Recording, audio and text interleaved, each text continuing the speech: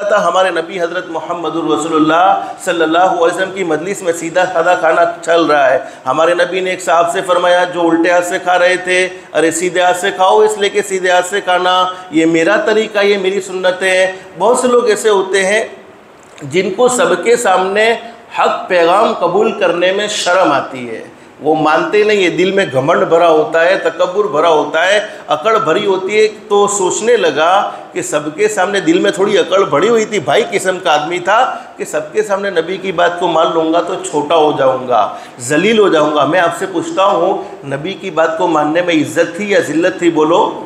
ارے عزت تھی کہ جس نے حضرت نبی کریم صلی اللہ علیہ وسلم کی بات کو مان لیا ہو. ہمارے نبی حضرت محمد رسول اللہ صلی اللہ علیہ وسلم سے اس نے کہہ دیا، اللہ کے نبی میرے سیدھے ہاتھ میں تکلیف ہے، سیدھا ہاتھ کام کرتا نہیں ہے. ہمارے نبی نے فرمایا آپ کی مرضی، اگر اللہ نے سیدھے ہاتھ کو درست کیا ہے تو سیدھے ہاتھ سے کھاؤ، ورنہ آپ کی مرضی ہے. حدیث شریف میں لکھا ہے کہ وہ صاحب کھانا کھا کر فارغ ہوئے، سیدھا ہاتھ ہمیشہ کے لیے بیکار ہو گیا، اس لیے کہ تکلیف تو تھے ہی نہیں، گھمنڈ کی وجہ سے، تکبر کی وجہ سے حضرت نبی کریم صلی اللہ علیہ وسلم کی ایک سنت کو ٹھکرا دیا. علماء نے لکھا کہ مرتے دم تک وہ اپنے سیدھے ہاتھ کو درست کرنے کا علاج کرتا رہا، لیکن کوئی علاج اس کے لیے فائدہ مند نہ رہا، بلکہ اسی حال میں دنیا سے جانا پڑا. اللہ ہم سب کی حفاظت فرمائے. تو سنتوں کو ٹھکرانے کا، سنتوں کو گھٹیا سمجھنے کا انجام تو دنیا کی زندگی میں بھی بھگتنا پڑتا ہے. اللہ آخرت کے وبال سے ہم سب کی حفاظت فرمائے. اسی کے بالمقابل ایک صحابی کا قصہ ذکر کیا ہے کہ ان کے سیدھے ہاتھ میں تکلیف تھی، سیدھا ہاتھ کام کرتا نہیں تھا، بہت سے علاج کیے، طبیبوں کو بتایا، حکیموں کو بتایا، لیکن کوئی فائدہ نہ ہوا. اور سب سے بڑے حکیم ہمارے آقا تاجدار مدینہ محمد رسول اللہ صلی اللہ علیہ وسلم کی ذات گرامی ہے، جن کو اللہ پاک نے روحانی بیماریوں کا بھی ڈاکٹر بنایا اور جسمانی بیماریوں کا بھی ڈاکٹر بنایا.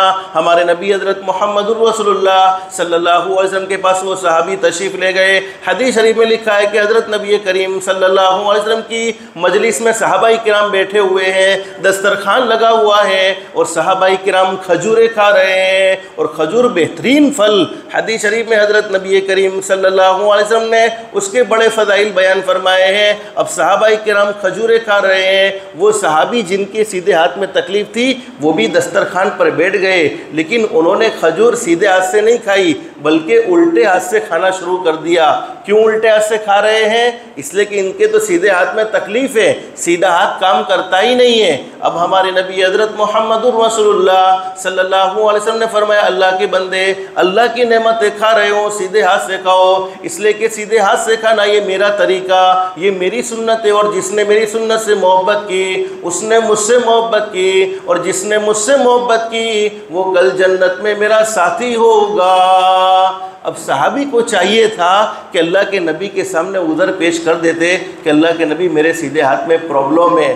حقیقت میں پرابلم تھا، سیدھے ہاتھ میں پرابلم ہے، سیدھا ہاتھ کام کرتا نہیں ہے، اس وجہ سے میں الٹے ہاتھ سے کھا رہا ہوں. لیکن ہمارے نبی کے سامنے صحابی نے عذر پیش نہیں کیا، بلکہ اپنے ہاتھ کو مخاطب کر کے کہا کہ اے ہاتھ تو طبیبوں سے نہیں مانا ہے، اے ہاتھ تو حکیموں سے نہیں مانا ہے، اے ہاتھ تو علاج کرنے والوں سے نہیں مانا ہے، اے ہاتھ تو مجھ سے نہیں مانا ہے. اب تو تجھے نبی کریم صلی اللہ علیہ وسلم کی بات تو ماننی ہی ہوگی. یوں کہہ کر ہاتھ کو ایک جھٹکا دیا. علماء نے لکھا کہ سیدھا ہاتھ درست ہو گیا اور چلنے لگ گیا. اب کھجوریں سیدھے ہاتھ سے کھانا شروع کر دیا، کھجوریں کھا کر فارغ ہوئے. حضرت نبی کریم صلی اللہ علیہ وسلم کے قریب آئے، فرمایا اللہ کے نبی آپ کے سامنے بیٹھ کر آپ کی مخالفت کرنا مقصود نہیں تھا، آپ کے دل کو ناراض کرنا مقصود نہیں تھا. حقیقت حال یہ ہے میرے سیدھے ہاتھ میں تکلیف تھی، بہت سے علاج کیے، کوئی فائدہ نہ ہوا. پریشان ہو کر آپ کی مجلس میں آیا اور سوچا کہ آپ کی خدمت میں چلا جاؤں، آپ کوئی نسخہ بتلا دے، اللہ مجھے شفا دے دے. الحمدللہ اتباع سنت کے جذبے نے اللہ پاک نے مجھے شفا نصیب فرما دی. علماء نے دونوں نتیجے نکالے.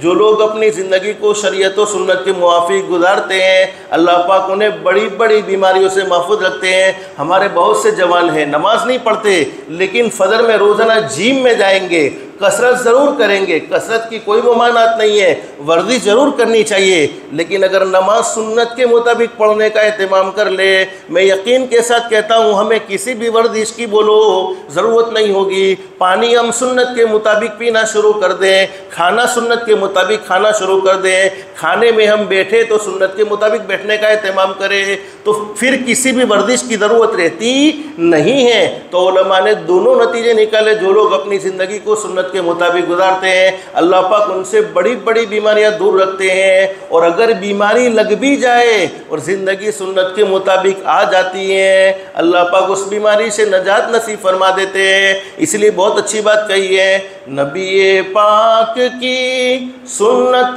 पे जो आमिल नहीं होता, नबी पाक की सुन्नत पे जो आमिल नहीं होता, वो कुछ भी कर रहा हो कुछ उसे हासिल नहीं होता।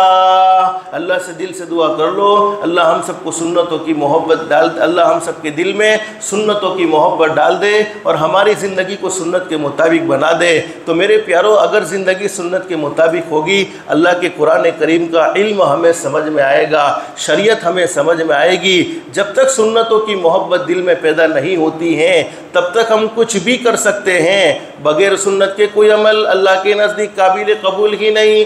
ज़ौक़ रख्तु सुन्नत गिरामी से, है शरफ़ आपकी ग़ुलामी से, जो कोई पैरुए रसूल नहीं, लाख ताहत करे कबूल नहीं। अगर अल्लाह की बारगाह में हमारी इबादतें मंजूर करवानी है तो ज़िंदगी शरीयत और सुन्नत के मुआफ़िक होनी चाहिए।